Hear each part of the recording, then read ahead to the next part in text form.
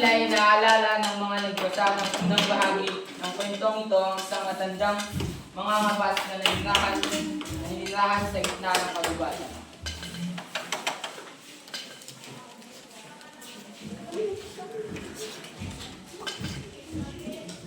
Mga sakimang opisyalis na naghari sa ating bayan, pupunta ako sa Espanya.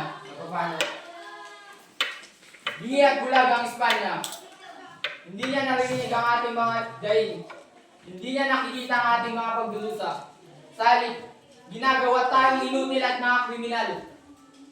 Sila ang naghari sa atin. Tinatrato tayo na parang mga pinakamababang hayop. Alam kong marami sa inyo ang natatakot. Ngunit matakot din kayo para sa inyong mga pamilya. Huwag na natin hintayin na pinatay na nila ang ating mga anak, inabuso ang ating mga kababayan, ginanggam ang ating mga bukid, at tinanggalan tayo ng pagkatao at digdihan. Bago tayo kumilos, tatahimik na lang ba tayo? Hindi!